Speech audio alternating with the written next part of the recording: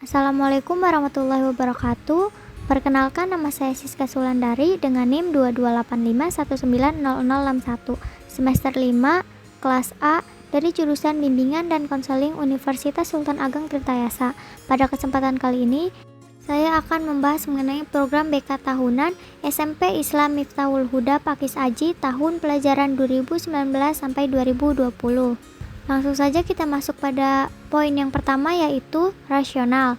Paradigma bimbingan dan konseling dewasa ini lebih berorientasi pada pengenalan potensi, kebutuhan, dan tugas perkembangan serta pemenuhan kebutuhan dan tugas-tugas perkembangan tersebut. Dewasa ini, layanan bimbingan dan konseling yang diselenggarakan oleh SMP Islam Miftahul Huda Pakis Aji memiliki banyak tantangan baik secara internal maupun eksternal.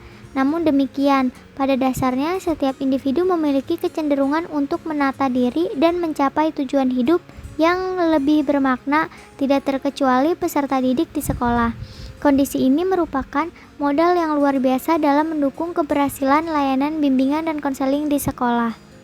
Poin selanjutnya yaitu dasar hukum. Yang pertama, Undang-Undang Dasar 1945 Bab 13 Pasal 31 Ayat 1 dan 2. Yang kedua, TAP MPR nomor 2 /MPR /1993. Yang ketiga, TAP MPR nomor 4 /MPR /1999. Yang keempat, Undang-Undang nomor 89 tahun 1989, Peraturan Pemerintah nomor 28 dan 29 tahun 1990. Yang kelima, Undang-Undang nomor 20 tahun 2013. Yang keenam, Peraturan Pemerintah Republik Indonesia nomor 74 tahun 2008. Yang ketujuh, Peraturan Menteri Pendidikan Nasional Republik Indonesia nomor 22 tahun 2006. Yang kedelapan, Peraturan Menteri Pendidikan Nasional Republik Indonesia Nomor 27 Tahun 2008.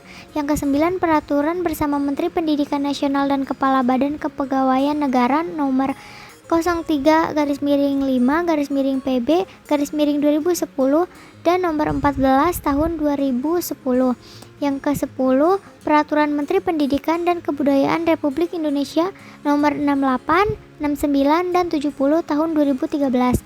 Yang ke-11, Peraturan Menteri Pendidikan Nasional Nomor 111 Tahun 2014.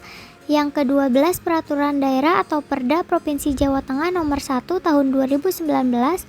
Yang ke-13, Panduan Operasional Penyelenggaraan Bimbingan dan Konseling SMP tahun 2016 Dirjen Guru dan Tenaga Kependidikan atau GTK. Poin selanjutnya ada visi dan misi, di mana di sini itu ada visi dan misi SMP Islam Miftahul Huda Pakis Aji, dan juga ada visi dan misi bimbingan dan konseling SMP Islam Miftahul Huda Pakis Aji, di mana visi bimbingan dan konseling SMP ini yaitu visi bimbingan dan konseling adalah terwujudnya layanan bimbingan dan konseling yang profesional dalam memfasilitasi perkembangan peserta didik atau konseling menuju pribadi unggul dalam imtak, imtek, tangguh, mandiri dan bertanggung jawab. Lalu ada misinya, yang pertama menyelenggarakan layanan bimbingan dan konseling yang memandirikan peserta didik berdasarkan pendekatan yang humanis dan multikultur. Yang kedua, membangun kolaborasi dengan guru mata pelajaran, wali kelas, orang tua, dunia usaha dan industri, dan pihak lain dalam rangka menyelenggarakan layanan bimbingan dan konseling. Yang ketiga, meningkatkan mutu guru bimbingan dan konseling atau konselor melalui kegiatan pengembangan keprofesionalan berkelanjutan. Yang keempat, menyelenggarakan layanan bimbingan dan konseling secara profesional untuk memfasilitasi tercapainya kematangan dan kemandirian peserta didik. Yang kelima, menumbuhkan pribadi yang unggul, tangguh, berakhlak mulia, cerdas, humanis, bertanggung jawab, dan berwawasan global. Selanjutnya yaitu ada analisis kebutuhan, di mana analisis kebutuhan ini diperoleh dari hasil pengolahan menggunakan ATP yang dilihat dari 8 butir terendah.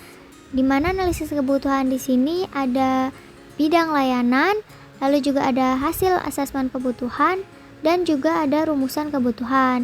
Bidang layanan pada analisis kebutuhan di sini ada 3, yaitu pribadi, sosial, belajar. Karena karir di sini sudah memenuhi tugas perkembangan siswa.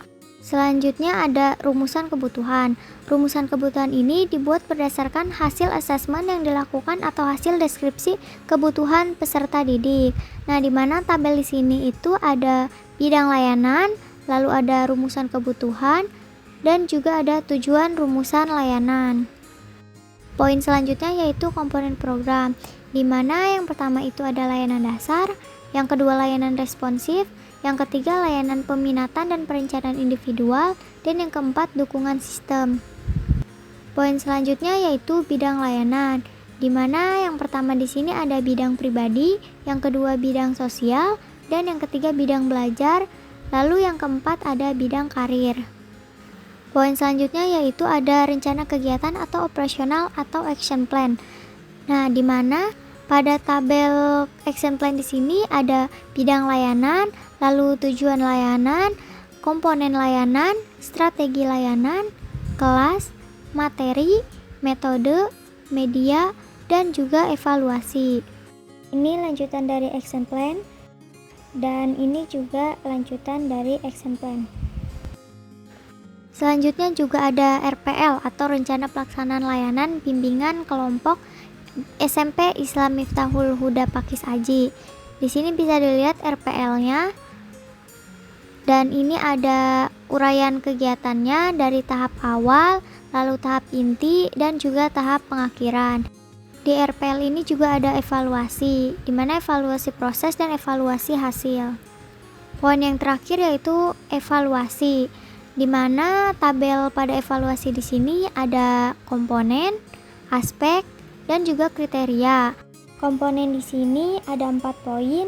Yang pertama ada konteks, yang kedua ada input, yang ketiga ada proses, dan yang keempat ada produk. Baik, mungkin cukup sekian dari saya, kurang lebihnya mohon maaf. Wassalamualaikum warahmatullahi wabarakatuh.